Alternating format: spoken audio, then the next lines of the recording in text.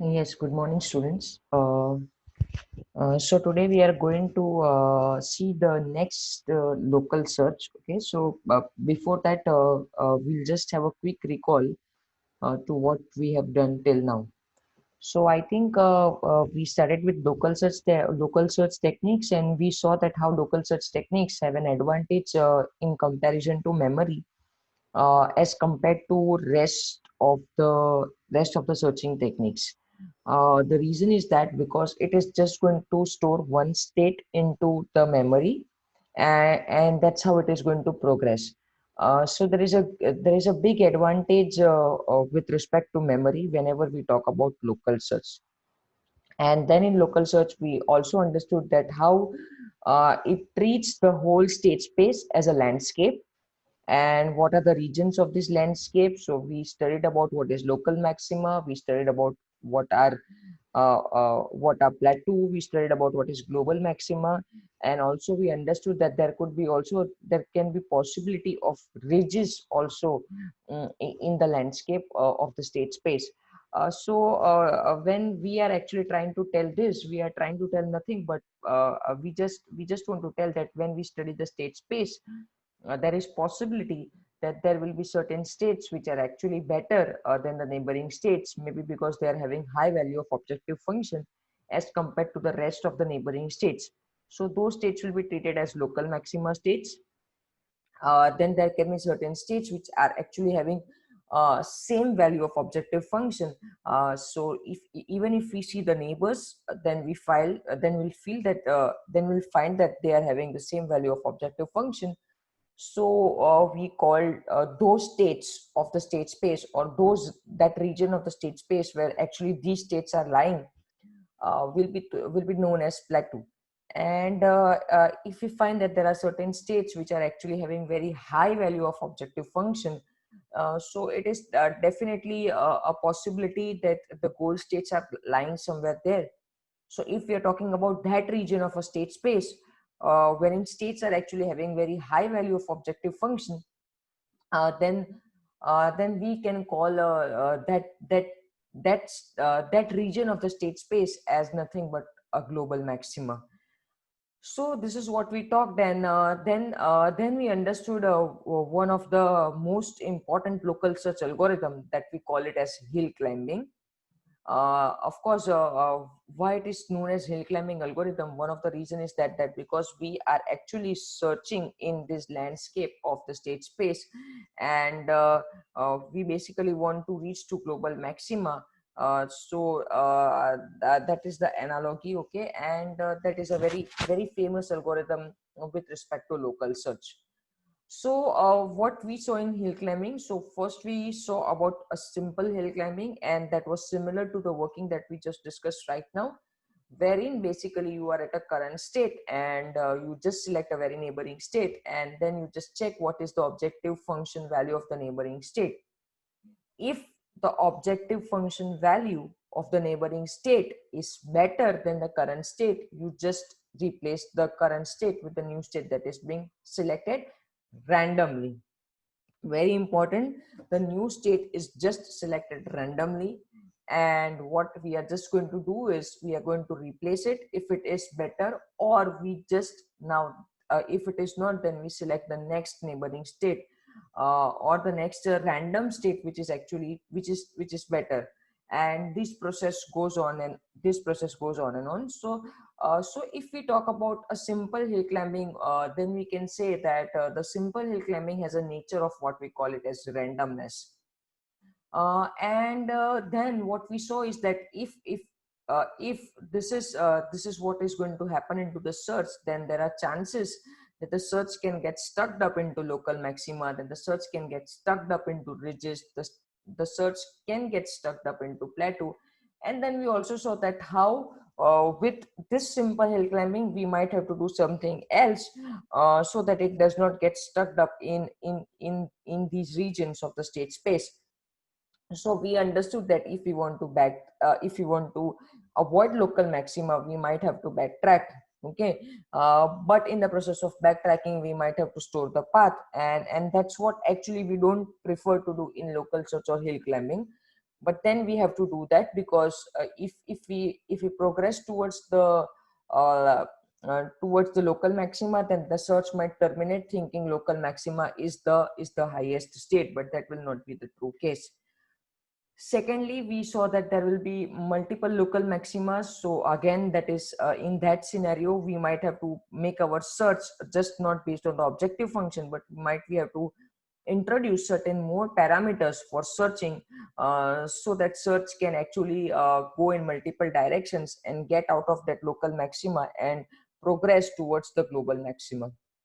The third one is plateau, in which we saw that we might have to take a bigger jump into the state space, which means we might be, let's say, at a certain level of node, and we might have to cross 2-3 levels of nodes, because if we are just visiting the neighboring nodes, basically it is not helping us to improve our value of objective function.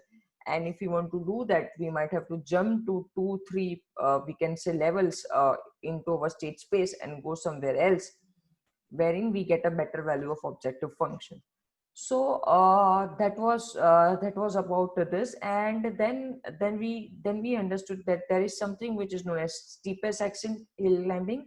So how basically it was different than simple hill climbing. So one point was that it basically is going to study all the neighbors rather than randomly selecting a neighbor.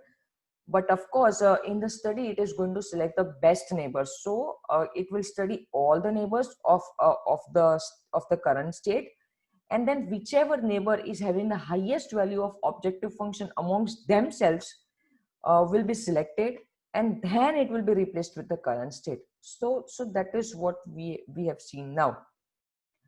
So now our today's focus will be on simulated annealing search. But before that, let us first understand a gist of what I have just told you right now, and we'll understand them again. So we are also going to see one of the another kind of hill climbing that is nothing but what we call it as stochastic hill climbing, and we'll just see how basically it differs from a simple or what we call it as a steepest ascent hill climbing. Then we are going to just have a quick recall on what actually hill climbing is trying to tell us, because on the basis of this we have to actually discuss what is a simulated annealing search. So we're going to see stochastic hill climbing, we're going to revisit the basics of hill climbing, and then finally we are going to understand about simulated annealing search. Fine. So now what exactly is stochastic hill climbing? Fine. So one thing is that to understand stochastic hill climbing, first of all, let's again understand. So simple hill climbing, just a selection of what we call it as a random state, and jumping to that random state if it is found to be better. Second, steepest ascent hill climbing, again studying what we call it as all the neighbors, and whichever neighbor is better, then we just jump to it. So now how the stochastic hill climbing is basically different. So now in stochastic hill climbing, there is again a randomness behavior which was there in hill climbing. So the hill climbing search chooses states randomly from uphill movement. Okay, now whenever you come across a word uphill movement, which means you are trying to tell that you are trying to choose a state which is going to have a very better value of objective function, or what we call it as a high value of objective function. It then decides whether to consider that state depending on the value of its objective function. Okay, so it is going to select a state randomly, but it is going to prefer to select a state which is having high value of objective function. So the chances are there that the randomness behavior is there, but maybe whether that state is accepted or not, it depends on the value of its objective function. So let's say the current state is having the value of objective function. Let's say somewhere, it's just an analogy that it is having the value of objective function 5, and the random state that we actually have selected is having the value of objective function, what we call it as, let's say 6, or maybe 5.5. Let's stick to 5.5. Then normally if we talk about simple hill climbing, the state would have been accepted because actually definitely is having better value of objective function. But over here, probably in stochastic hill climbing, there will be what we call it a certain standard of an objective function which has to be selected. Okay. So the reason is only that because it wants to actually select states which are having highest value of objective function. So it is not going to store all the states and compare them by itself, which actually happens in steepest hill climbing, but rather than it will just do the same thing with a random behavior. So what it will do is then again it will actually search a random state, and then it will actually find out the objective function value of that. Okay, and let's say it turns out to be 6, then it is actually going to select that. In stochastic hill climbing, basically it is just trying to select a better state but having the random behavior inside it. Okay. Rather than not storing everything, it just randomly selects, and of course there will be a certain we can say standard value of objective function which will be there. So if it actually gets that, then it can accept the next state which is coming. So the value of objective function will be actually decided, or the standard of value of objective function will be decided on the state space. So the state space can be studied, and the stochastic hill climbing can be made in such a way that whenever it selects a random state, it will match to the standard value of objective function which it actually wants. And if it is somewhere nearby it, or if it is sufficing it, basically it will accept it.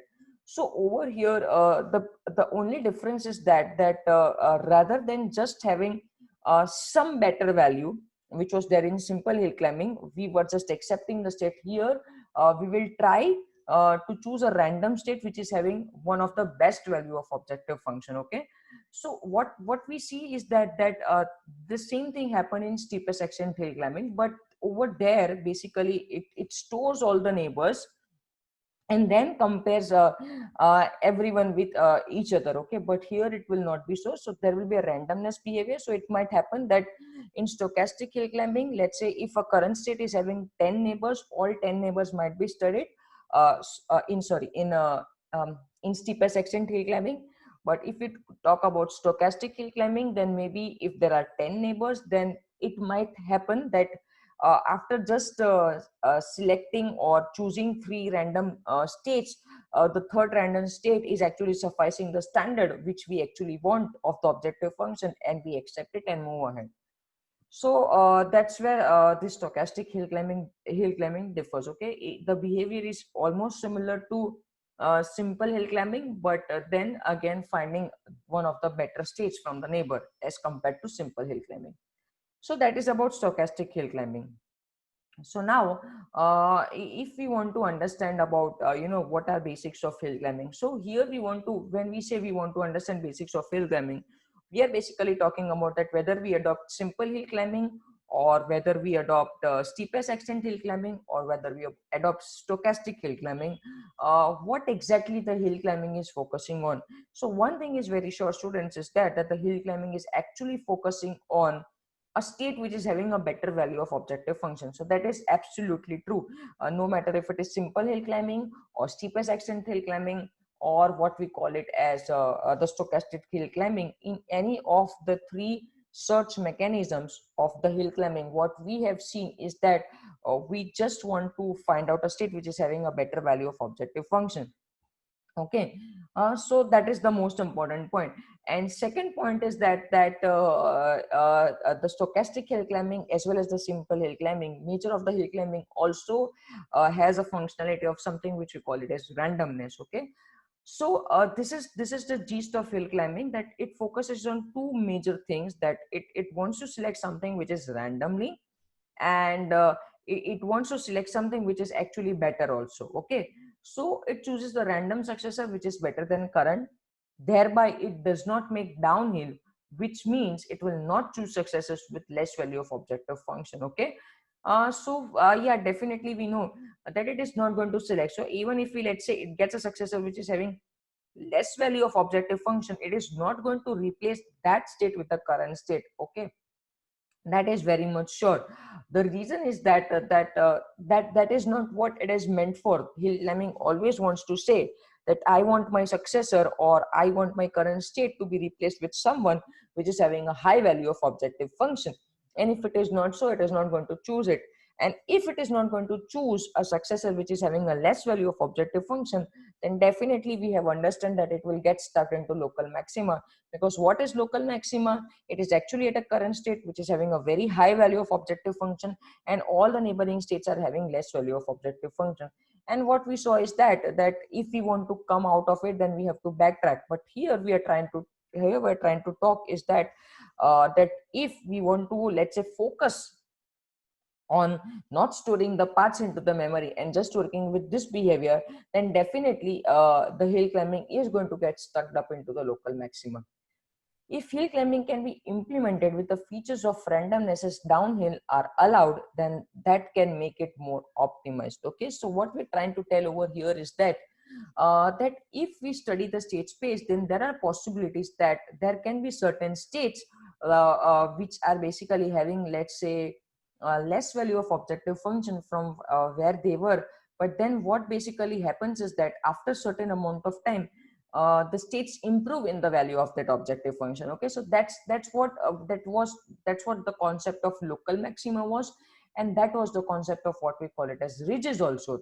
That you might have to traverse certain states which are having low value of objective function, which means they may not look better at this moment of time, but if we go on searching more and more and more ahead, then there are chances that the states can get improved. But then how to decide that and how to implement that? Because if we want to implement this, we cannot make use of hill climbing, because hill climbing is always actually focusing on selecting a state which is having high value of objective function. But we cannot but when we get stuck up at local maxima, we are unable to select those kind of states. The reason is that because hill climbing is not allowing us to do that. So what do we do at that time?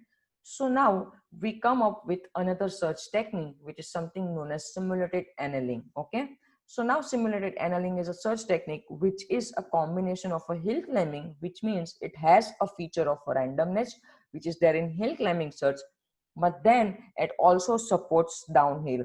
Now when it supports downhill, which means what, it will accept states which are having less value of objective function than the current state.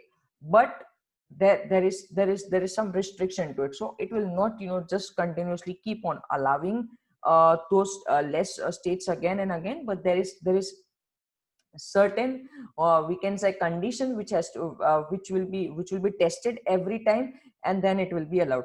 But basically, okay, before understanding that, we have to understand that simulated annealing is a search technique which is similar to hill climbing uh, in the characteristic of choosing a node or choosing a state, which means choosing a state with a random behavior, not evaluating anything. We just what we do is we choose a state which is random. But then it also supports the feature of downhill.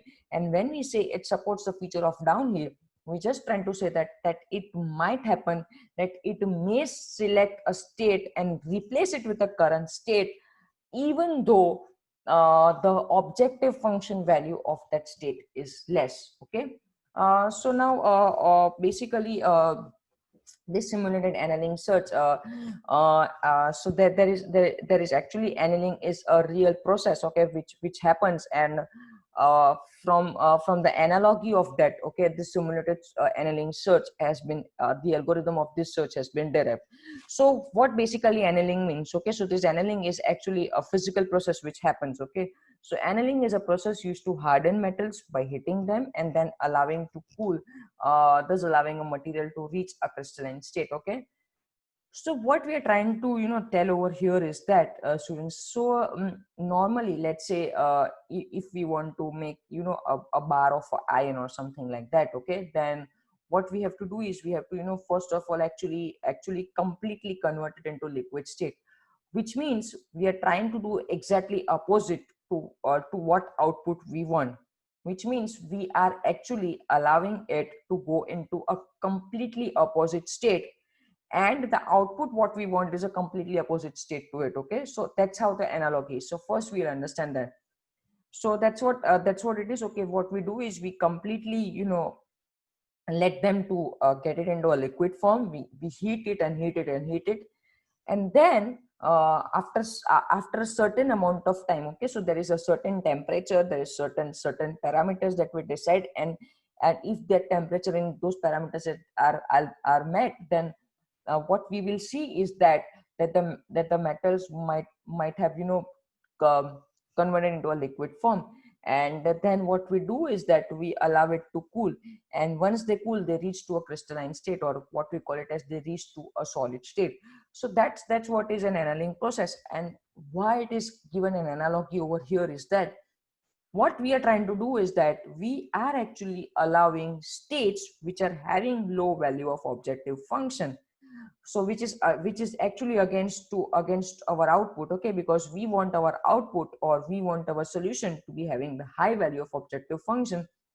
But then too, we allow these kind of states. Why we allow these kind of states? So that we can get out of the local maxima states, not by actually using backtracking. Without the use of backtracking, without storing anything else into the memory, we just actually for certain maybe time, we might allow the states which are having less value of objective function, and then move forward into the search. And then what we see is that because we have allowed them, we again progress towards those states which are having high value of objective function. And this might happen for certain time, until and unless we cover certain local maximas. And then we when and then we then once we cover those local maximas, then whatever states actually we get are actually having very high value of objective function, and thereby we actually come towards what we call it as global maxima. So if in a simple language, if you want to understand simulated annealing, it is something which is going to accept the downhill states, which is going to accept the state which is having the less value of objective function for certain amount of time while working into the state space, thinking that after this time probably it might have covered all the local maximas which possibly could be there into the state space. And then once it starts getting the state which are increasing always better and better in the value of their objective function, it comes to know that it might have covered all the local maximas, and now it is in a process of searching states which are leading towards the global maximum. So that is the whole idea behind simulated annealing. It is quite similar to hill climbing. Instead of picking the best move, it picks up the random move. Okay, so um, in hill climbing also there was a random move, but the random move has to be the best move, which as compared to the current one. But over here it is not like that. It has to be just random. Even if it is not best, it is okay. If the random move improves the situation, it is always accepted. Okay. So next thing is that whatever random move we have selected, whether it is improving the situation or deteriorating the situation. Improving the situation, which means it is having a value of objective function better, and deteriorating the situation, which means it is having the value of objective function as less. So of course that will be sure that if it is improving the situation, if it is having best value of objective function, it is always going to be accepted. Otherwise also it is going to be accepted with some probability less than 1. Now what is with some probability less than 1? So that will be calculated on certain parameters with respect to time. Okay. So that is about simulated annealing, and is a version of stochastic hill climbing where downhill is accepted. Okay, so what we just understood in stochastic hill climbing is that it is just going to actually select a random, but where in random it just wants to go uphill, whereas in simulated annealing it is random but it can accept the downhill also. Downhill moves are readily accepted in early annealing schedule and less often as the time goes. Okay, so maybe let's say we know that the state space search is going to take 1 minute of time, depending on how condensed or how dense is your state space. Then probably you might decide that in 1 minute of time, probably for the first 10 seconds or 20 seconds, we are going to support the states which are having less value of objective function, and maybe after that we will not support. Okay, so definitely if everything is working well, then what will happen is that in the initial time itself you will cover all the local maximas, and after that time you may go towards the state which are having the high value of objective function. So that's why these algorithm really works very well. So now how exactly it is, okay? So these algorithm will of course take a problem and what we call it as schedule. Now when you say schedule over here, so of course now problem, we know problem is nothing but we try to give an initial state, and then we also describe what should be the goal state.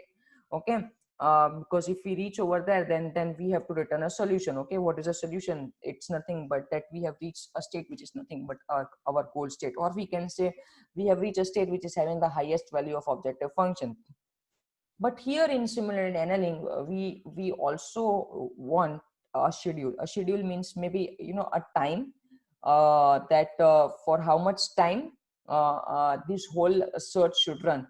So let's say we provide the schedule or the time as, let's say, 1 minute or something like that.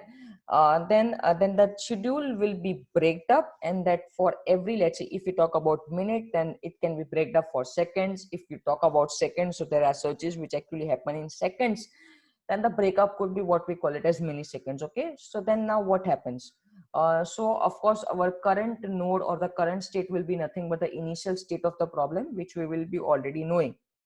Now for t is, that is 1 to infinity. Okay, so now what exactly we are trying to talk t over here is that we are trying to talk of all the states of the state space. Okay, and what we are trying and then what we do is that um, we also consider what we call it as the schedule over here or the time over here.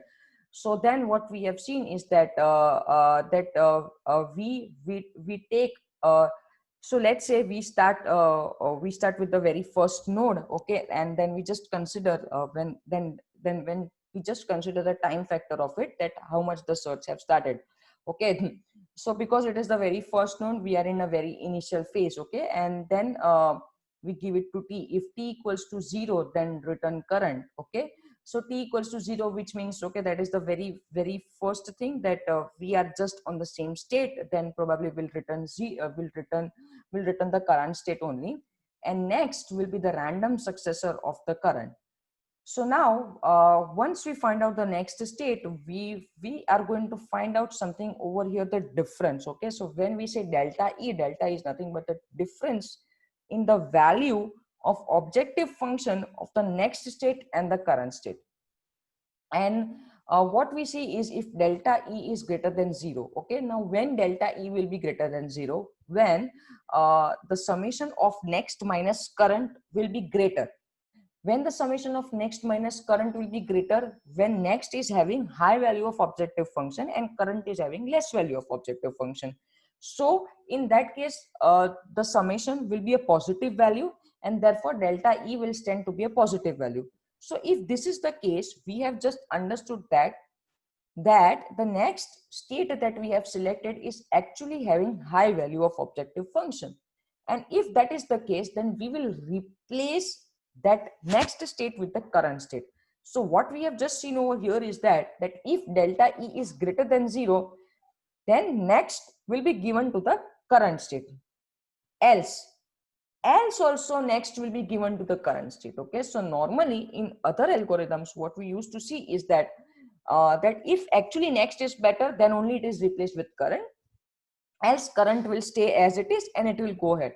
But over here what we see is that even in the other case, the next is actually given to the current state with probability e raised to delta e upon t, which means it sets some probability value which will be always less than 1, and that probability value will be associated with the current state. Now that probability value will be having actually certain parameter of time, because it will be actually difference divided by the time on which the algorithm is running. So now if you will be able to understand that this probability will be less if the timings are less, but once the timing goes on increasing, the probability will also keep on increasing. And if the values of probabilities are high, then in that case these next states will not be accepted if they are actually not better than the current states. Okay, But now what actually will happen is that, so initially you might get those lectures. So if you have studied the state space well, this whole process of accepting the next states with less value than the current state will happen only in a certain initial phase of search, and afterwards definitely the values of next states are going to improve. So probably after certain amount of time this whole situation will not come only, and if it does not comes, then the algorithm is working very nice. Okay, but then at initial amount of time they have to be accepted, and then what will happen is that that even if the next state is accepted, which probably is not better than the, it's not better than the current state, it will always have its value of probability with it. And that's why to select next states from it, and then to understand, because when we replace the current state we have actually lost that current state. So now when we come across the local maxima, and when we move ahead into the state space, we will have a good comparison that we were actually having states which are very less probability, and now we have jumped. So if we can continuously map that we are reaching current states which are better value after, even after certain amount of time, then this is what this algorithm wants, or this is what this search technique wants, that it will allow certain states in a certain time period, in an initial time period which will be defined according to the state space. So if the state space is very complex and if the search is going to take time, maybe that initial time will be more, and if the state space is small and if the searching time is less, that time will be less. But for those time, basically the next stage which is having even the probability even the objective function value less than the current are going to be accepted. Okay, so this is what happens in what we call it as simulated annealing search. Okay, now over here it is very much necessary that whenever the states are selected, at probably what time they are selected, it should be known, and then only it is possible to understand that at what time we have to stop selecting the states which are having a less value of objective function. So that is very important to decide. Okay, so then basically it starts a timer. So if we talk about the simulated annealing search, then it has to work on a timer which will basically start with 0. 0 could be seconds, or 0 could be milliseconds, or depending on whatever the search is, it chooses a random successor. Okay, so it is going to choose a random successor. It evaluates how far the randomly chosen successor is from the current. Okay, so how it can choose that, which means how is it better than the current one. So if the successor is indeed in a progress or right direction, then the delta I will be greater than 0. Okay, so whatever random successor it has chosen, and if the value of delta E is found to be positive, when it will be found to be positive, when the value of the successor is actually greater than the current. So we call that we are going in the right direction, because we are able to find a state which is having the high value of objective function.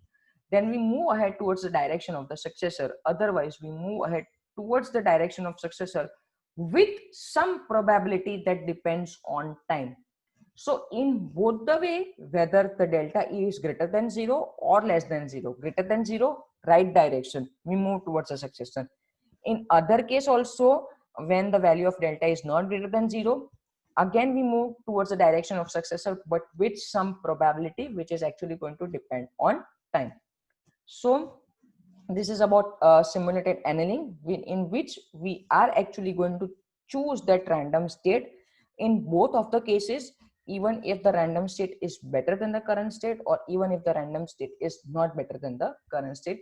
But if it is not better than the current state, then it will be just chosen for initial amount of time, and after that once that time period is over, basically two things will happen. If our search is exactly going well, and if then probably those states will not come only which are having less value than the current states, because we might have covered those states which are having less value of objective function, and thereby whatever states we are going to now search will be definitely having the highest value of objective function only.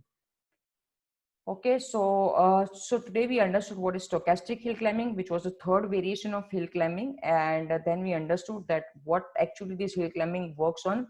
So this hill climbing actually works on the randomness feature, then on a feature of selecting a state which is better than the current one.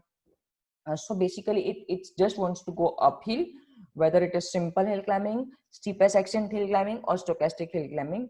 Whereas simulated annealing search wants to have a feature of randomness plus also wants to support the downhill feature.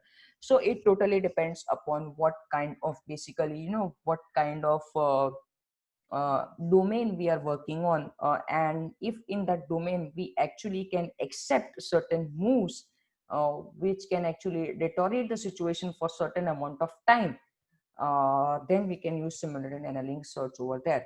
So it totally depends upon domain, on which domain, in on what domain we are working. Let's say if there are certain applications in which no, we always wants to go ahead, we cannot accept certain downhills. So let's say if I talk about a routing problem, wherever if I want to go from location 1 to location B, probably simulated annealing cannot work over there.